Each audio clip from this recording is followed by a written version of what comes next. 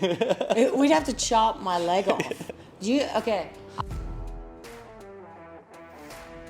Download the AllStar app. Make your picks for UFC fights, challenge your friends, level up and win prizes. Link in description. Get it now. You're out here in Thailand. You just showed me your schedule, which is pretty insane. I probably would never do that, but you're a professional athlete, so it's different. Just give us an update on what's going on with your career.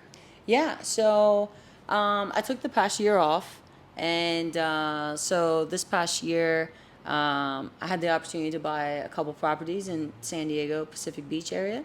So I had to jump on that. That was a once in a lifetime, opportunity, just like the UFC is as well. So I'm really excited to come back to the UFC now. But yeah, I mean, it's been an awesome journey so far. I was just Team USA Olympic Boxing, which is amateur boxing. So I was just boxing for, man, I didn't start boxing until I was like 25. I started really late in life. Then I made Team USA in like a year.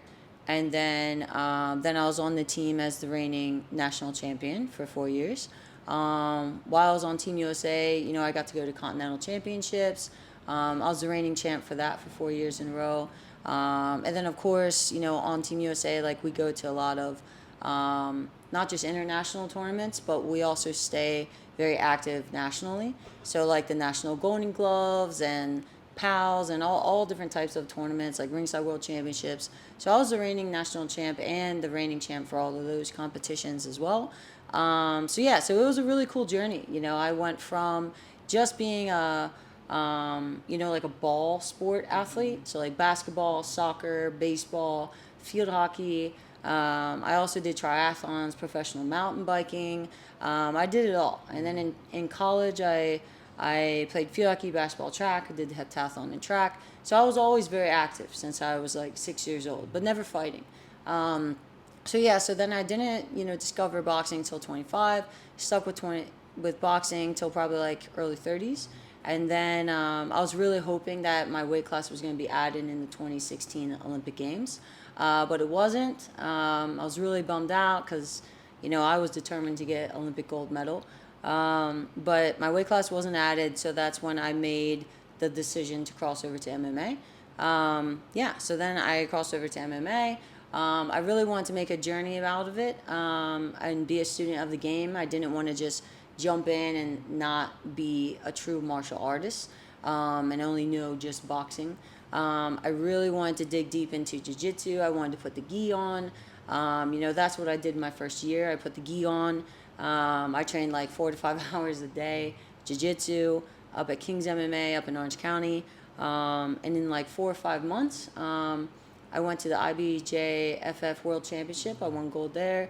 Then I won double gold at the World League Championship. So it was cool. It was cool, like, seeing how I was going to do with that. And then I came back over to Thailand. I used to come to Thailand just to teach boxing seminars at Tiger Muay Thai.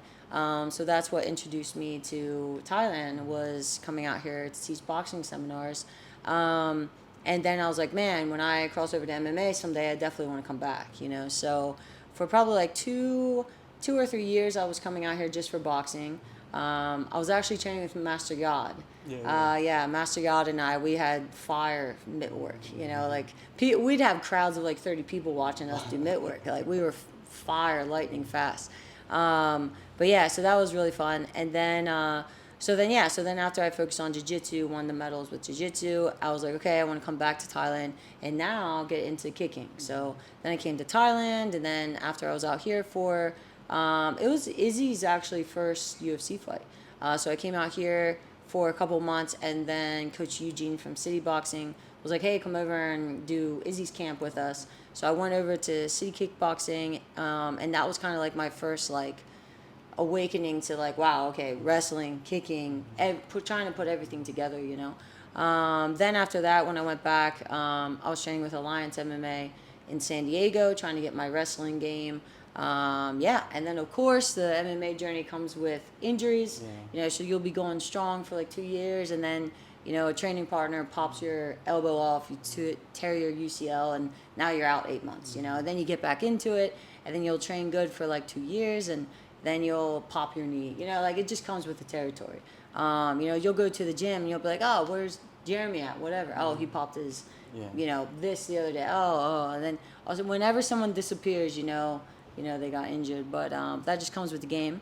And then so then did that. I tried to get a lot of amateur MMA fights, but it was really difficult for me to get amateur MMA fights because of my boxing record. So we were just constantly like, everywhere. I was calling, the West Coast. I was calling the Midwest. I was calling East Coast, and I just could not.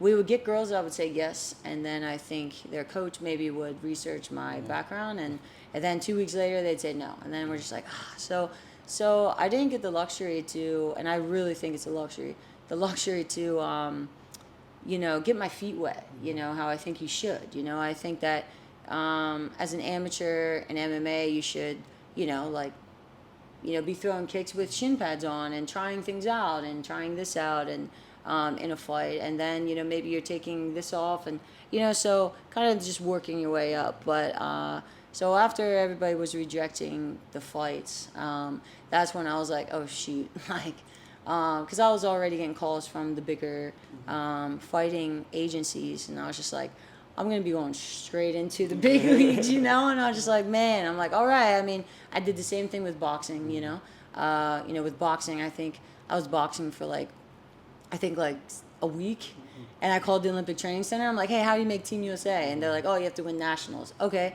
well, how do you go to nationals? Like, oh, you have to have 5 fights. Okay, where do I get the 5 fights? Like, you have to just go to a USA boxing sanctioned fight. Oh, okay. Where do I find those? You can look online. Okay. So then you make Team USA, and they're like, yeah. And then I'm like, okay. And then like the Olympics are like every 4 years. They're like, yeah, 4 years from now will be the Olympics. So you have to keep being on team. I was like, okay. And then they're like, well, how long have you been boxing for? And then I was like, 7 days. And then they were like, yeah, this is for people that like they've been boxing since they were 6. How old are you? And then I was like, 25. And they're like, yeah, like you're too old. Like these girls, pretty much are gonna kill you when you come to nationals in 10 months. And yeah, so then I just worked my butt off and trained every day, all day. And I was like, I'm gonna do this. And boom, went to nationals, made Team USA, and then I stayed on the team for 4 years in a row. And like, just very, very quick, So then same thing with MMA, Dana White and also a couple other organizations were calling me, and I just really wasn't sure which organization I was going to go with, because obviously pay is very different with all the different organizations. And I was like, you know what, if I'm going to do this, I want to do it, So I want to go with UFC. So went with UFC, and yeah, just because I had 0 fights MMA. They put me in the Contender Series first. They kind of thought that my boxing background would be enough, but it wasn't. They said, no, you have to have MMA. So then I went straight to the Contender Series. It was during COVID, so didn't really have a camp. Didn't really have sparring partners and stuff. It was a very loose camp. But yeah, we got it done. We got the W. I learned a lot from that fight. And then I was supposed to have a fight for the UFC not too far after that, but an injury happened. My elbow popped. Okay. So you were talking about. Yeah, it just happens, but it was really disappointing. It was like 2 weeks before the fight, and but yeah, they did a jiu-jitsu move on me and just tore my UCL, and but now it's perfect. But yeah, so had to postpone that. That took me like 8 months off. So that was a bummer. But then after that, got back into it, and I fought on the Nate Diaz card. I was working a lot at that time. I have a business where I get properties, I fully furnish them, and I do arbitrage. So at that time, I think I had like 23 properties that I did. Yeah. And it's just me. I don't have any workers. But so I had 23 properties that I take other owners' properties, and then I remodel them, and then I fully furnish them, and then I rent them out. But then around that time, I took that UFC fight. I just bought a property. So I just bought a fourplex in Pacific Beach, and then furnished that, remodeled that, got tenants in, and I was like in a camp, and I was in escrow to buy my next property, which was another threeplex unit in Pacific Beach. So yeah, I was juggling so many things because my ultimate goal was to get myself to a place, with the business that I could kind of like step back and then just it would kind of run itself, so I could train full time. But I was doing it right in the middle of my first UFC camp, which was the Nate Diaz fight. But due to the timing of when the properties were for sale, like that's just how it was. So I just had to deal with it. So I was running around like a maniac. But I think I was in Vegas cutting weight, like in one of those sauna zip ups. Yeah.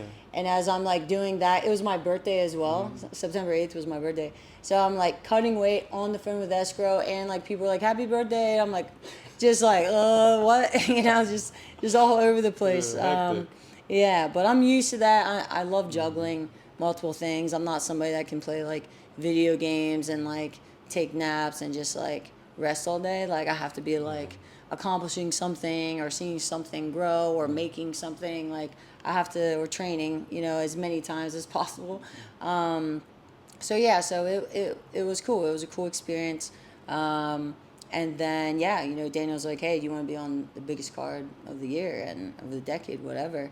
And I was like, "Yeah, let's do it," And I'm just like, just a lot more experience than I do, but hey, I'm used to it. This has been when I went to the Jiu-Jitsu World Championships, I didn't even know how to like tie my belt, because I would just like tie it, jump into the class, and just get my butt whooped by black belts, And I remember I went and they looked at me and they're like, "This girl doesn't even know how to tie her belt," and they're like, "This girl's gonna get mopped," And then I won, but yeah, I mean that's been my whole journey, is. People are like, "Oh, you're too old," and to get into boxing. And then I get into boxing, become national champ, and travel all around the world. And I wish that would have ended with my weight class being in the Olympics during that time, but it wasn't. But yeah, that will forever break my heart. But now I have an opportunity to do it now again with the UFC, and I mean I think MMA is the most challenging sport that there is. I've played every sport, and everyone's like, "Oh, but this sport and this sport." And no, MMA is the ultimate challenge, and that's what I always wanted to get into. But because I kept winning nationals, and they promised me, well, not promised, but they were very eager about my weight class being added to the games. So I waited, So that was the only reason why I stayed with boxing longer. But if I knew it wasn't going to be, and I would have went to MMA a lot sooner. But yeah, so yeah, I jumped in and to my first MMA fight, and not as active as I wanted it to be. I learned so much of like how I need to prepare.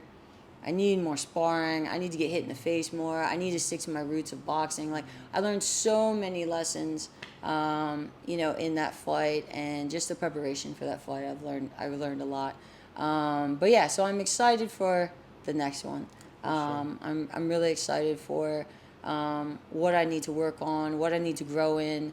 And I want to be great at everything, so I'm allowed to do everything in a fight, and not like, "Hey, you're not good at this, don't do that." Like I want to be good at everything, so I'm allowed by my coaches to do everything. So that's why I'm out here. I want to really work on my kicking, my wrestling. I want to work on everything, so that I can just be creative in there and not be like, "Oh wait, you can't do that. Oh, stay away from that." So I want to be confident, and I want my coaches to be confident that I can do everything. So yeah. You said the last year you took a break. A break could mean many different things, right? Yeah. Some fighters, when they say a break, that just means they didn't fight, but they were training the whole time. For yourself, you took a break. How beneficial was that for you, like physically and mentally? Because you've been an athlete your whole life. Some people get that athlete fatigue, where you're just constantly working, Yeah. and they never really stop, and take a break. Was this break No, beneficial? I'm like the opposite. I used to joke around like when I was a boxer, I ran a lot in boxing. So I would do like sprint workouts like 3 times a week. I'd do a distance run like 1 to 2 times a week. I would do hill sprints 1 time a week. I just ran a lot, and people would be like, "Why you run all the time? Like you don't even have a fight coming out." I was like, "Cause I'm too lazy to get out of shape." Like, and they're like, "Wait, that doesn't make any sense." And I was like, "Yeah, because if I like don't train, and now I have to get back into training, like I hate that feeling. I hate being like fatigued. I hate like wanting to go fast, but I can't. Like, so I would rather just stay in shape like year round. You know, that's more my style. So, and then maybe just take like the weekend and a Wednesday off. You know what I mean? I'd rather just take some days off. I wouldn't want to take a long period off. So yeah, so no, when I say I took off, like I didn't lift a muscle. Yeah, so after I bought that property, I didn't like take off and like, twiddle my thumbs and go on vacations. Like I took off, I bought the 3-plex, and just a couple months before that, I bought the 4-plex. And then right when I landed from the plane, I mean, even when I was in Vegas, I was rounding up like 15 workers. So I'm like the GC, the general contractor, that like hires the laborers and then gets all the materials. And then I'm also the designer. So I'm like, okay, we're going to knock this wall down. We're going to, raise the roof by like 1.5 feet. We're going to knock all the ceilings off, do vaulted ceilings. We're going to, do can lighting everywhere, blah, blah, blah. So I kind of have to do everything. And you save like $500,000. So, Not bad. so yeah, so that's definitely why I was doing it myself. But yeah, so I would hire all the workers. And so while I was in Vegas, everybody was doing the demo, because I don't really need to be there for that. So I would like put an X on the wall. I'd be like, knock this wall down, do this, blah, blah, blah. So yeah, so that whole year I took off. Like the first 4 months after my flight, I was focusing on the property that has 3 units on it. So I was, doing the interior remodels and also the exterior remodels. And then you buy all the furniture for all the units, and then I paint all the accent walls, and then I'm also like an artist where I paint, paintings, and I, paint furniture like funky colors, and I do all types of stuff. Wow. Yeah. That really fits you then. Yeah, yeah. Buying properties and fixing them up. Yeah, Like, yeah, I love it. I remember when I was younger, I prayed to God. I was just like, God, like, please, like, I just don't want to be stuck in a job that's like boring, or like I have to clock in and clock out. Like God, please let me do something with my life that I can use all my abilities that like He's gifted me with, and that is athleticism for sure, creativity for sure, and then my business mentality, and that's definitely what I do with real estate, and obviously the UFC, but yeah, so I remodeled the first 3 properties. That took around like 4 months. That should usually take a year, but I had like 15 workers like every day, and like I would have guys come like at 6-7 a.m. and then they would clock out at like 3, and then I'd have a whole other group of 15 workers coming at like 4 o'clock that they would come like after their jobs because they would want like extra hours. So then those guys would come at like 3-4 o'clock after their first job to get extra work, and then they would work like 4 to like 9 or 10, so I just had people like around the clock working every day, all day. It was wild. And then I didn't want anyone to leave, so I would go get all the materials, and then at night everybody would leave, and the place is just like a disaster. All 3 properties, interior, exterior, a disaster. It would take me like 4 hours to do cleanup. So I would have one helper, and by the end of cleanup, we'd have like 20 to 40 garbage bags of like demo scraps, like just whatever. And now at like 10 at night, now you have to find someone from like Craigslist to come pick up all that stuff for like $150, So now for 4 hours, it's like 1 a.m. You have like all these people just trying to make cash at like 1 a.m. God knows for what. And then I'm just like, whatever, you want $150, come take all like 40 garbage bags, and like it was crazy. That was every day. So like every day, 15 workers, like 7 to 3, and then another 15 workers, like 4 to like 10, and then I would do cleanup like 10 to like 2.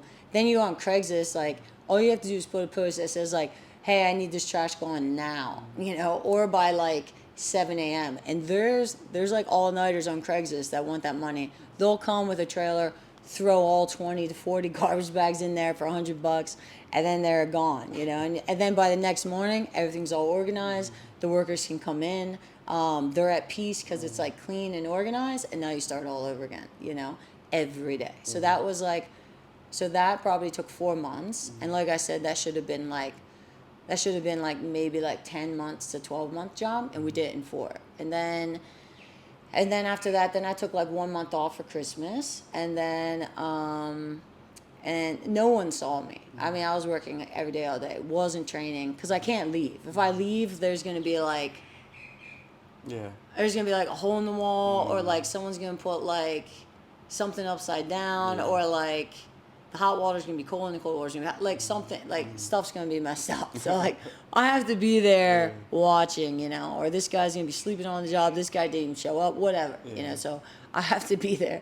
And then, but yeah, so I took like December off. I thought I was gonna be finished. I was like, all right, I'm finished. Got renters in there, was cash flowing, was paying the mortgage and cash flowing. So I was like, that was my goal. Awesome.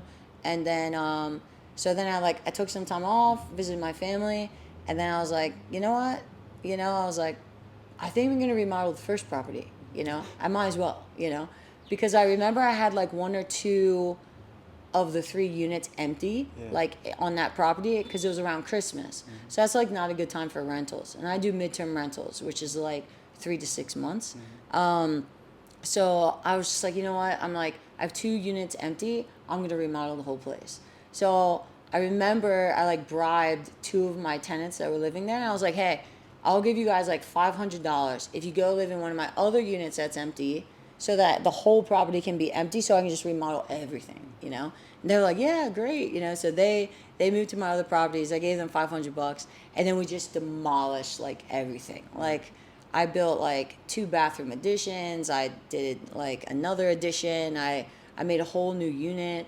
I did vaulted ceilings on all the units. I broke down walls. I did gas lines, water lines, like everything, custom cabinets. So much work went into that one. That one was like a big lesson. Like that should have been a reality show for sure. I mean, like between all the crazy workers coming in and out, all the work that we did, like all the things that go wrong along the way that you just got to fix. It just comes with, with construction, You see those memes that are on Instagram right now, where it's like the construction guy is on the construction site and he's looking around, and then like, do you know what I'm talking about? No, what is it? So it will be like a GC, and he's on a construction site, and he's like this looking around, and all of a sudden like, and then it'll show to another video of like a guy doing something like way wrong. Like he's like holding something with his toe, like hammering something, And then he's like, Then he looks over here, and then here's a guy like upside down, like welding, something with no glasses on. And then he's like, And then he looks over here at like someone else. That's like exactly how the job site is, Like you're like looking around, like, what are you doing? Like I've never cussed so much in my life than those like 8 to 9 months, So, oh my gosh, so many cuss words, But I had to ask God to forgive me for those 9 months. But it was the only thing that kept me sane, was cussing, I think. But yeah, so then I started the new unit, and at first, I mean the other property, and at first I was like, oh, I'm just gonna do the front house. And then I started doing the front house, and I'm like, well, if I'm going to do vaulted ceilings on this one, I might as well do the other one. And then we did the other one. And I was like, well, if we're going to do vaulted ceilings on that, we might as well do all vaulted ceilings. And then I was like, if I'm going to do that, I might as well do the idea I had and build the addition of this and this.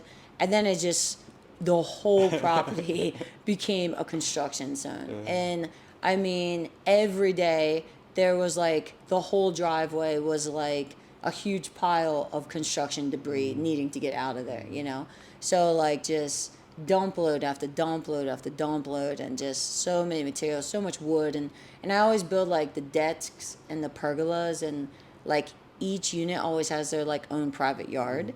So I'm really adamant about like each unit has like a deck, a fire pit, lights, really nice. Because everybody loves being outside in San Diego because it's nice weather.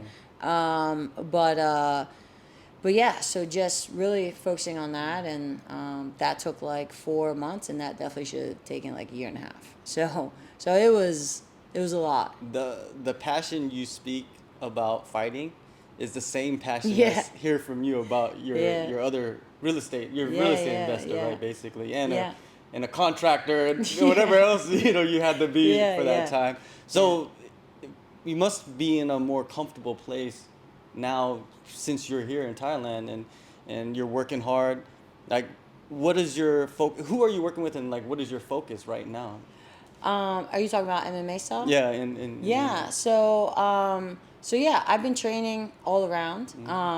Been training with different gyms. I'm excited to start wrestling as well. So going to start seeking out like the wrestling gyms. So yeah, so I'm really excited about that. I've really, since I've come out here, really focusing on just getting back in shape. I think it's been 4 weeks now.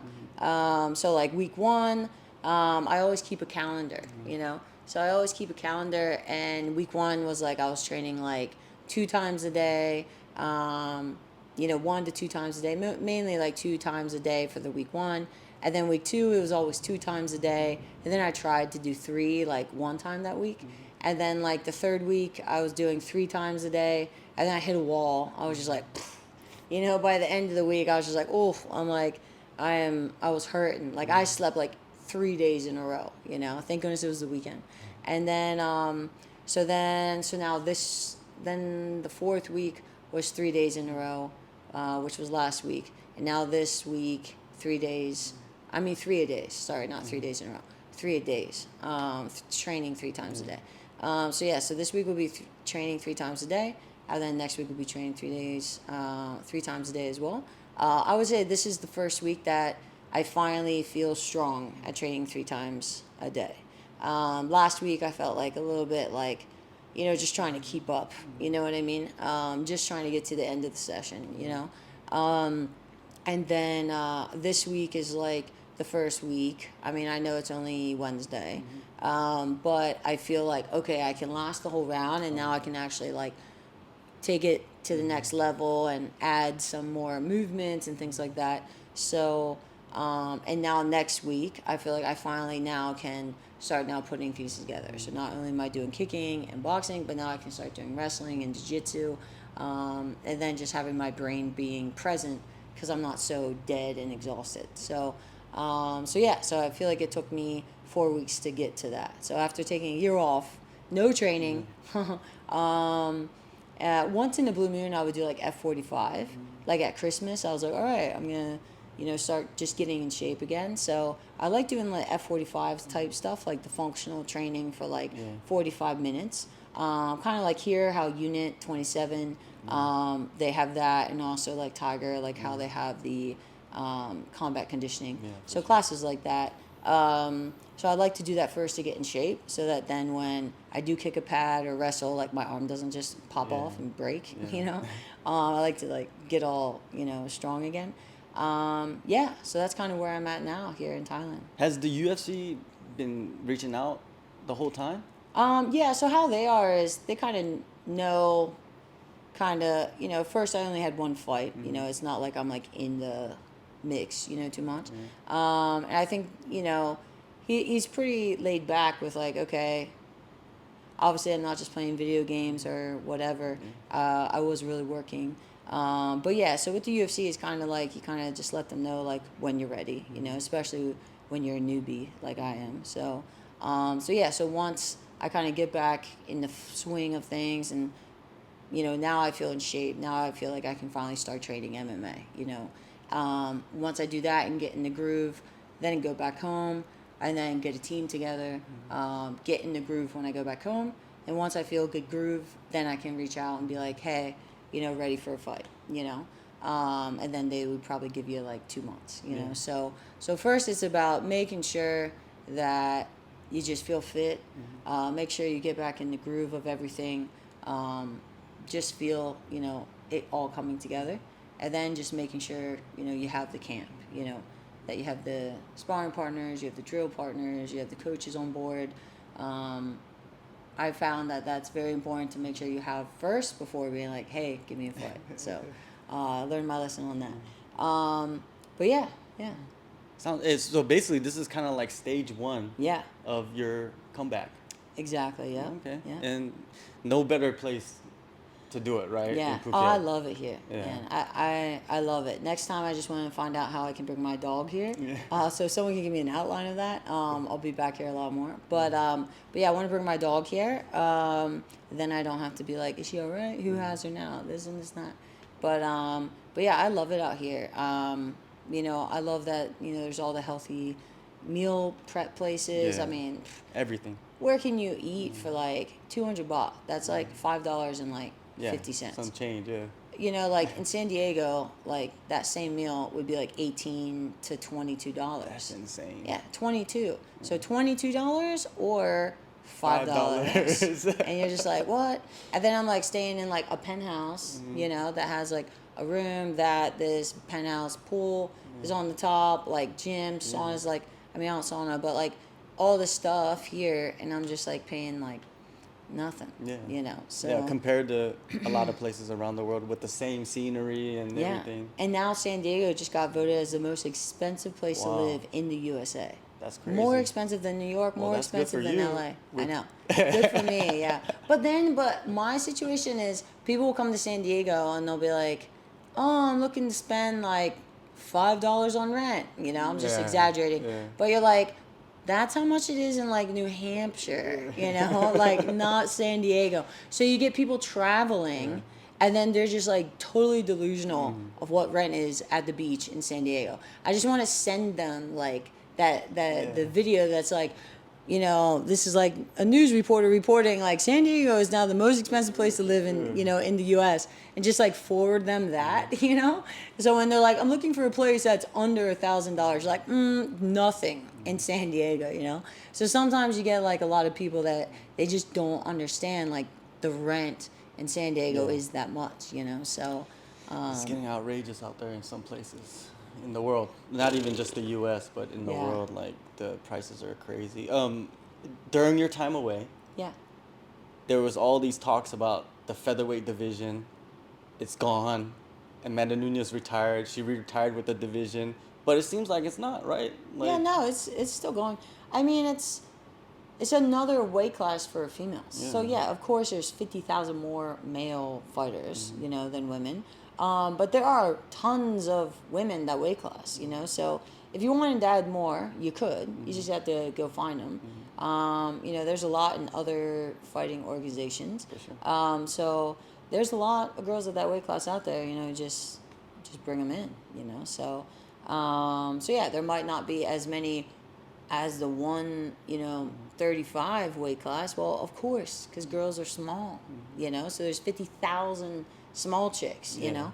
So there's not really that many people that are, I mean, girls that are bigger, you know. So yeah, we don't have 50,000 of us, you know, because but they're out there, you know. That's definitely a weight division. You know, same thing with like female boxing in the Olympics. There's like 10 weight class. Well, there used to be 12 weight classes for men and 0 for women in the Olympic Games. And then when I started boxing, right before I started boxing, they have now 10. They had 10 weight classes for men and only 3 weight classes for women.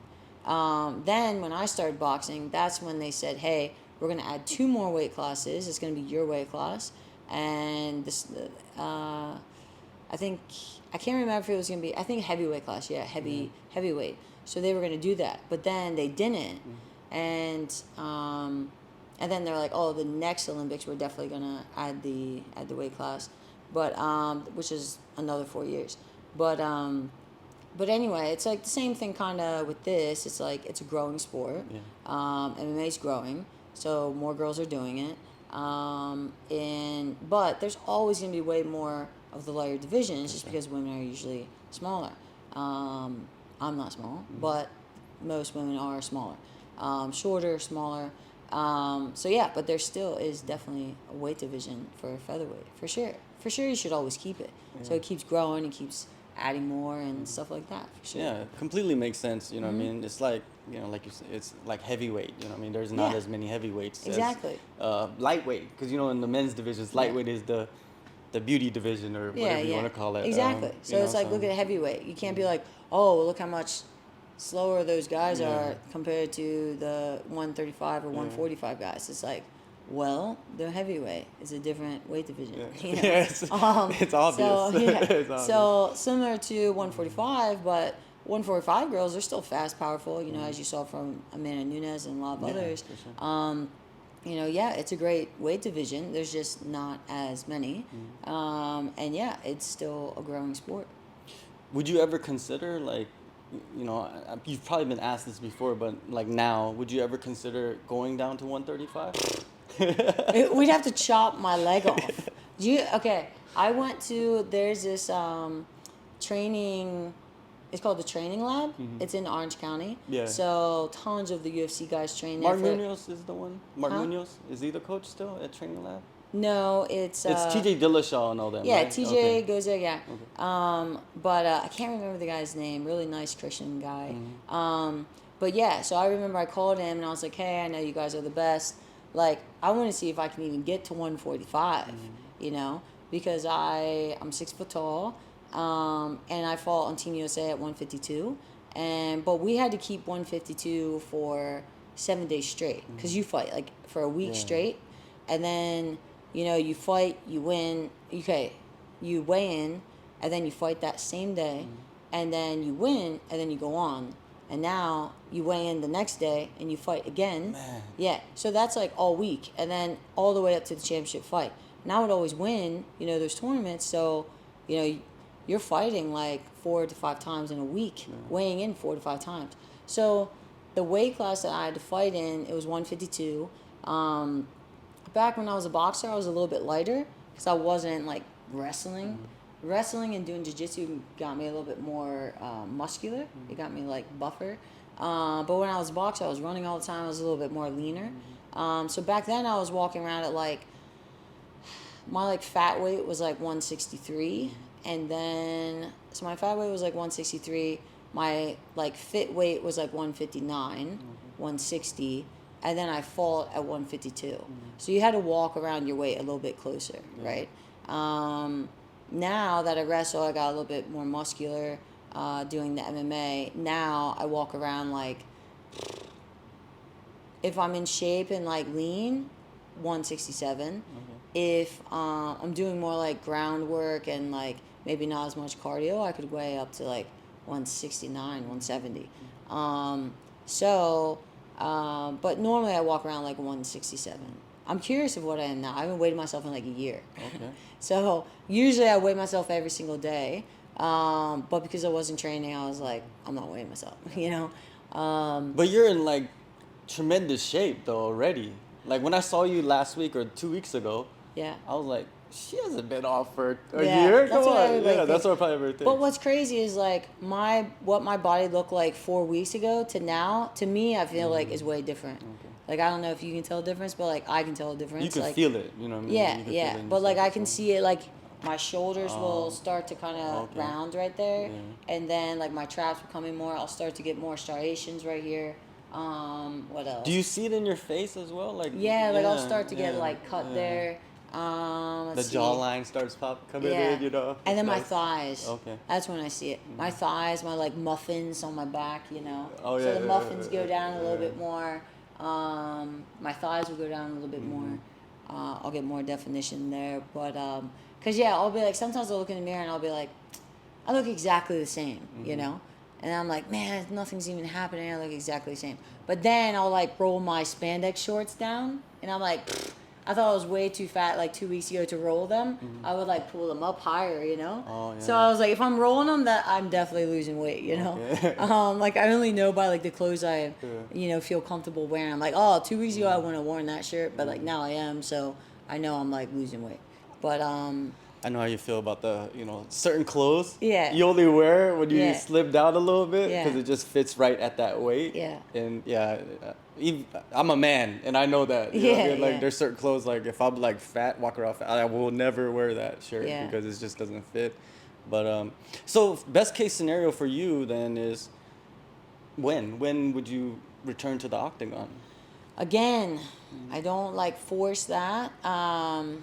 Like right now, I'm just like I feel like I've already put together like a good group here. For like boxing and kicking. Like now I want to like get into like sparring with kicking and more like drill work with partners, and I definitely want that to start happening now. Now I'm shaved. Now we've been doing pads. I've been getting my hips stronger. So all right, let's start. Doing the drilling, the sparring, things like that. And now I want to start adding the wrestling. So it's all about like how fast it goes. Okay. You know what I mean? Like it's crazy, man. MMA is such a crazy journey. Like you can't force anything, Like you really can't. You got to be like, all right, like I'm ready. Like who can I pull? You got to like be on that journey to like, it's like, it's so many sports in one that like you can't just rely on yourself, like with construction and real estate, like that to me, that stuff's easy. Like this guy sucks. All right, I'm just going to hire this other guy, blah, blah, blah. But with, then you're like, how it needs to be done. You can do it. It's easy, like A to B. But with MMA, it's like you're so dependent on other people, like you need a wrestling coach. You need wrestling drilling partners. You need a kicking coach. You need kicking drilling partners and sparring partners.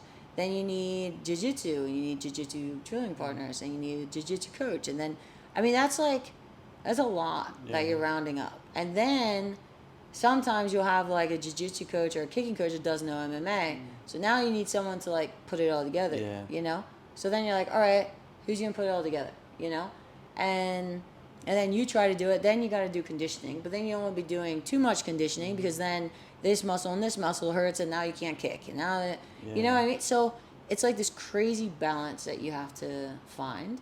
And I'm always so envious of, the girls and guy MMA athletes that like they have like this amazing support team, that like they have a head MMA coach and then at the gym, the same gym, they have like their kicking coach there, their wrestling coach there. Like that's like, wow, it's amazing, that's like what I've always wanted, but yeah, it's, you're, what's it called? A Ronin, Ronin. A Ronin, you're just traveling around, just trying to get, pick everyone's brains. And, like I love training at City Kickboxing. I love picking Coach Eugene's brain. I would love to train with him now where I'm at now with everything.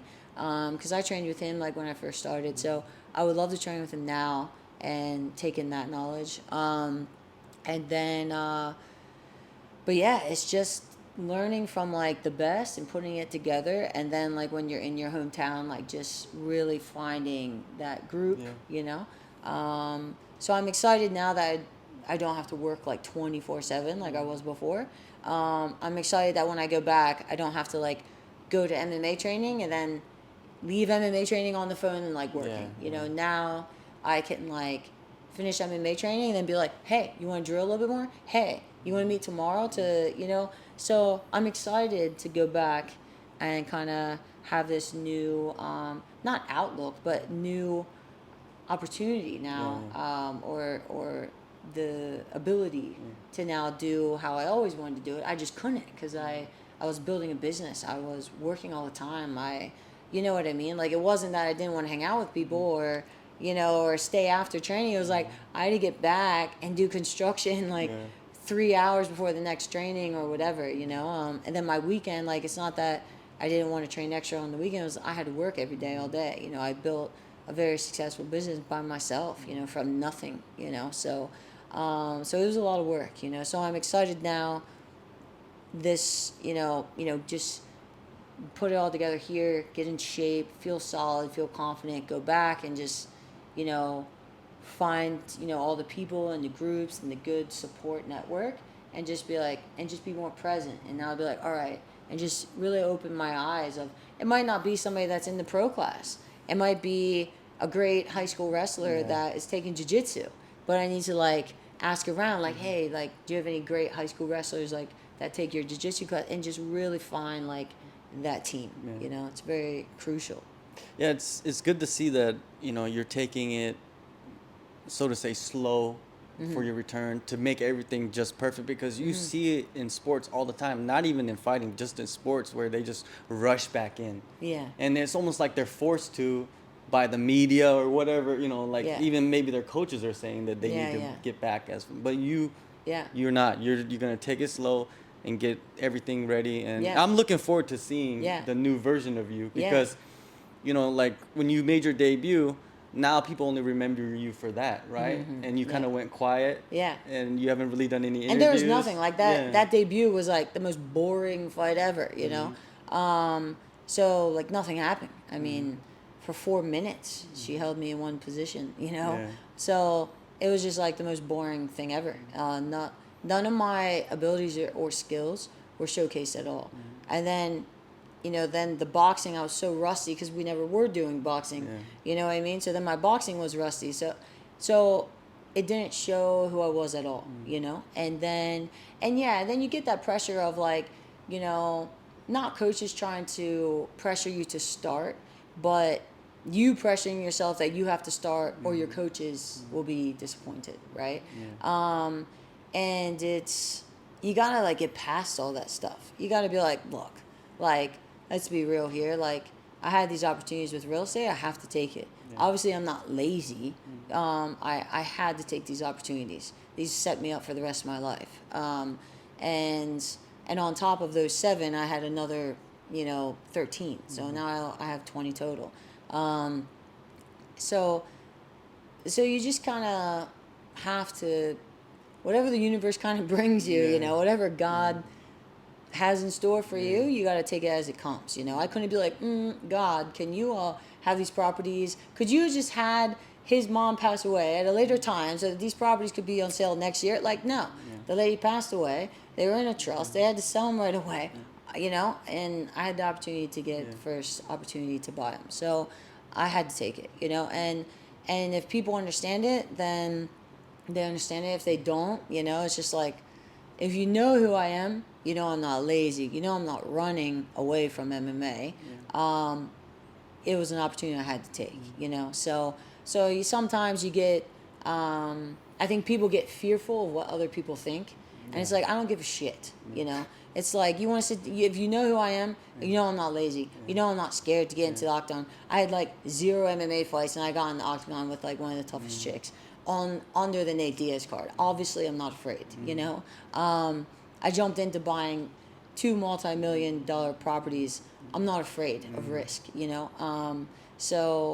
But I'm only one person. You know, I don't come from money. I have to do a lot of things myself.